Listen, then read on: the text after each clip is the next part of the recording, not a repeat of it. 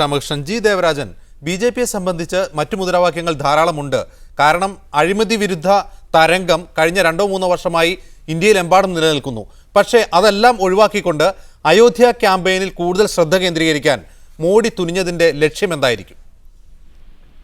ഞാൻ പറഞ്ഞത് B J പിക്ക് മറ്റു മുദ്രാവാക്യങ്ങളില്ല എന്നല്ല, മറിച്ച് ലോകം കണ്ട ഏറ്റവും അഴിമതി നിറഞ്ഞ ഒരു ഗവൺമെന്റ് കഴിഞ്ഞ 4 വർഷമായി 4.5 വർഷമായി ഇന്ത്യയിൽ അധികാരത്തിലിരിക്കുന്നു.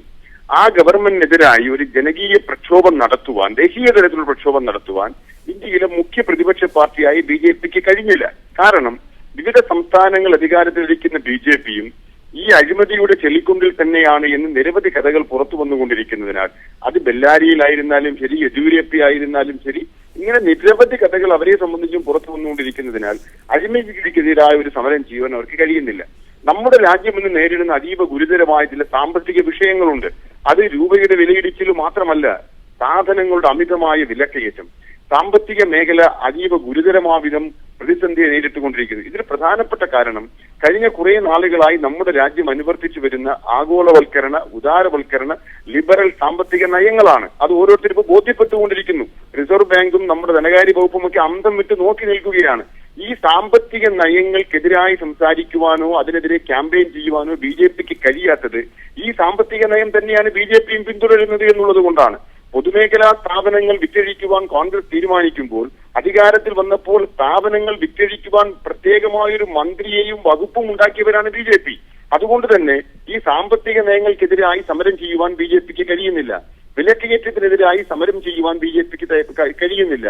സ്വാഭാവികമായിട്ട് ഞാൻ ഉദ്ദേശിച്ചതാണ്, ഇത്തരത്തിൽ ദേശീയ പ്രാധാന്യമുള്ള വിഷയങ്ങളിൽ കോൺഗ്രസും ബി ജെ പിയും ഒരേ തൂവൽ പക്ഷികളെ പോലെയായി ജനങ്ങളുടെ മുമ്പിൽ നിൽക്കുമ്പോൾ മറ്റു വിഷയങ്ങളിലേക്ക് ശ്രദ്ധ തിരിച്ചു വിടുന്നതിന് വേണ്ടി മറ്റു വിഷയങ്ങളില്ല എന്ന ധാരണയിൽ തന്നെയാണ് അവർ വീണ്ടും ഈ അയോധ്യ വിഷയം പൊക്കിക്കൊണ്ടുവരുവാൻ ദയവായി തുടരുക. ശ്രീ ജോർജ് കുര്യൻ, ഇവിടെ ധാരാളം പ്രശ്നങ്ങൾ യു പി എ സർക്കാരിനെതിരെ ഉന്നയിക്കാൻ ബി ജെ പിക്കുണ്ട്.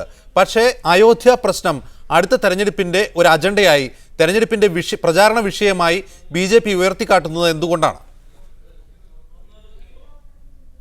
ശ്രീ ദേവരാജൻ പറഞ്ഞത്, അവർ ഈ കോൺഗ്രസിനെ ചുമന്നുകൊണ്ടിരുന്നപ്പോൾ 2007-ലും 2008-ലുമാണ് 2G സ്പെക്ട്രത്തിന്റെ അഴിമതി ഉണ്ടായത്. 2008 ജൂൺ മാസം 3-ാം തീയതി വരെയും LDF പിന്തുണയ്ക്കുകയായിരുന്നു കോൺഗ്രസിനെ. 2007 സെപ്റ്റംബർ മാസം 30-ാം തീയതിയാണ് ഈ 2Gയുടെ നമ്മുടെ കോൺട്രാക്റ്റുകൾ അല്ലെങ്കിൽ സൈൻ ചെയ്യുന്നത്. അതുപോലെ തന്നെ 2008 ജനുവരി മാസം 15-ാം തീയതിയാണ് അത് നടപ്പിലാക്കുന്നത്. 2008 ജൂൺ മാസം 9-ാം തീയതി വരെയും ഇവർ പിന്തുണയ്ക്കുകയായിരുന്നു. അതുപോലെ തന്നെ കൽക്കരി കുംഭകോണം 2006 മുതൽ 2009 വരെയാണ് നടന്നത്. അതിലും 2-3 വർഷം ഇവർ പിന്തുണയ്ക്കുകയായിരുന്നു. ഇവർ പറയുന്നത്, ഞങ്ങൾ ഇവരെ ചുമന്നുകൊണ്ടിരുന്നപ്പോൾ ഇവർ അഴിമതി കാണിച്ചിട്ടുണ്ട്. ആ അഴിമതിക്കെതിരെ ബി ജെ പി എന്തുകൊണ്ട് പ്രതികരിക്കുന്നില്ല?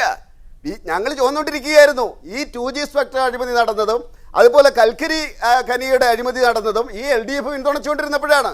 അതിനുശേഷം ഇറങ്ങിക്കഴിഞ്ഞപ്പോഴാണ് അറിയുന്നത് ഇങ്ങനെയുണ്ട് എന്ന്. അന്ന് അവരറിഞ്ഞില്ലേ? എന്നിട്ട് എന്തുകൊണ്ട് ബി ജെ പി സമരം ചെയ്യുന്നില്ല? എന്ന് ഇവര് താങ്ങിക്കൊണ്ടിരുന്നതിനെ സമരം ഞങ്ങളാണ് ചെയ്യേണ്ടത്, ഇവരല്ലേ മറുപടി പറയേണ്ടത്? ശ്രീ ജോർജ് കുര്യൻ, അയോധ്യ വിഷയം തെരഞ്ഞെടുപ്പിന്റെ പ്രചാരണ വിഷയമായി ബി ജെ പി ഉയർത്തിക്കാട്ടുന്നുണ്ട്.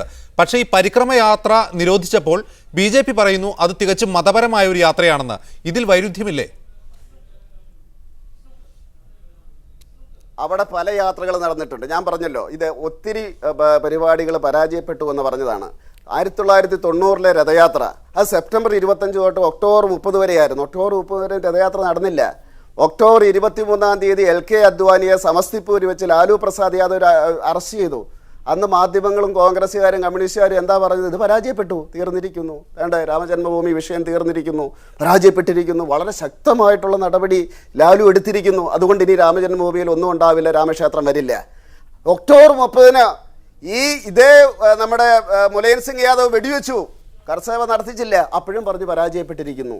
ഇത് രാജീവ് ഗാന്ധി തുടങ്ങിയതാണ് എങ്കിൽ, രാഷ്ട്രീയപരമായിട്ട് തുടങ്ങിയതാണ് എങ്കിൽ, നൂറ്റാണ്ടുകൾ രാജാക്കന്മാരും ബ്രിട്ടീഷുകാരും ചെയ്യാൻ മടിച്ചത് രാജീവ് ഗാന്ധി തുടങ്ങിയതാണ് എങ്കിൽ, രാഷ്ട്രീയ മുതലെടുപ്പിന് വേണ്ടി തുടങ്ങിയതാണ് എങ്കിൽ, സിഖുകാരെ കൊല ചെയ്തതുപോലെ ആ രീതിയിൽ ഇവിടെ ഹിന്ദുവിനെയും മുസ്ലിമിനെയും തമ്മിലടിപ്പിക്കാൻ വേണ്ടി കോൺഗ്രസ്സുകാർ ചെയ്തതാണെങ്കിൽ, ആദ്യമായിട്ട് ഇലക്ഷൻ പ്രചരണം കോൺഗ്രസിന്റെ പ്രധാനമന്ത്രി രാമജന്മഭൂമിയിൽ തുടങ്ങിയതാണ് എങ്കിൽ രാമക്ഷേത്രം പണിയാതെ ഈ വിഷയം അവസാനിക്കില്ല.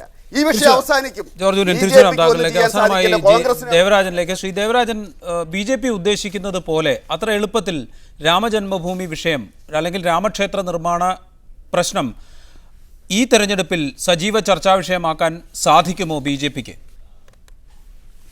BJPയുടെ ശ്രമം അത് തന്നെയാണല്ലോ. BJP ദേശീയ തലത്തിൽ അവരുടെ എല്ലാ സംവിധാനങ്ങളും ഉപയോഗിച്ചുകൊണ്ട് രാഷ്ട്രീയമായി അവർക്ക് ചെയ്യുവാൻ കഴിയുന്ന പ്രചരണ മാധ്യമങ്ങൾ ഉപയോഗിച്ചുകൊണ്ടും ഇപ്പോൾ സാമൂഹ്യ മാധ്യമങ്ങൾ ഉപയോഗിച്ചുകൊണ്ടും ഇതൊരു വിഷയമായി ഉയർത്തിക്കൊണ്ടുവരാൻ ഒരു ശ്രമം നടത്തുന്നുണ്ട്. രണ്ട് രീതിയിലാണ് അവർ ശ്രമിക്കുന്നത്.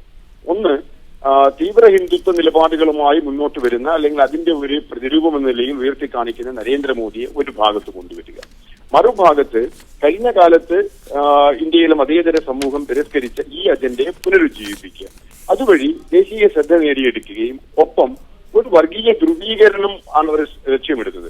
ആ വർഗീയ ധ്രുവീകരണത്തിലൂടെ മാത്രമേ ഇനി ഇവർക്ക് അധികാരത്തിന്റെ പടിവാതിലേക്ക് എത്തുന്നതിനെ പറ്റി ആലോചിക്കാൻ കഴിയൂ എന്ന നിലയിലാണ് BJP എത്തി നിൽക്കുന്നത്. അതിനു വേണ്ടിയിട്ടുള്ള ശ്രമമാണ് BJP നടത്തുന്നത്. നിശ്ചയമായിട്ടും BJPയെ പോലെ ഒരു പാർട്ടിക്ക്, ഇന്ത്യയിലെ വിവിധ സംസ്ഥാനങ്ങൾ അധികാരത്തിലിരിക്കുന്ന ഒരു പാർട്ടിക്ക്, ഇന്ത്യയിൽ അധികാരത്തിൽ ഇരുന്ന ഒരു പാർട്ടിക്ക് സ്വാഭാവികമായിട്ടും ഇതിനൊരു ക്യാമ്പയിനാക്കി വളർത്തിക്കൊണ്ടുവരാൻ കഴിയും. പക്ഷേ BJPയുടെ ഉന്നതന്മാരായിട്ടുള്ള പരിണിതപ്രജ്ഞരായ നേതാക്കന്മാർ മനസ്സിലാക്കേണ്ടുന്ന ഒരു കാര്യം, നമ്മുടെ രാജ്യത്തിനൊരു വലിയ പാരമ്പര്യമുണ്ട്. അത് മതേതരത്വത്തിൽ അധിഷ്ഠിതമായിട്ടുള്ള ഒരു പാരമ്പര്യമാണ്. ആ പാരമ്പര്യത്തിൽ വിശ്വസിക്കുന്ന ഇന്ത്യൻ ജനത ഒരിക്കൽ പോലും ഇത്തരത്തിലുള്ള വൈകാരിക വിഷയങ്ങൾക്ക് അടിമപ്പെട്ടുകൊണ്ട് ഇന്ത്യയിൽ ഒരു തെരഞ്ഞെടുപ്പിനെ അഭിമുഖീകരിക്കാറില്ല എന്നുള്ളതാണ്. സ്വാഭാവികമായിട്ടും അവരുടെ ദൈനംദിന ജീവിതത്തെ ബാധിക്കുന്ന വിഷയങ്ങളിലാണ് ഇന്ത്യൻ ജനത പ്രതികരിക്കാറുള്ളത്. വളരെയധികം നന്ദി G Devarajan, George Kurian, Venkatesh Ramakrishnan, VD Satheesan ഈ ചർച്ചയിൽ സഹകരിച്ചതിന്.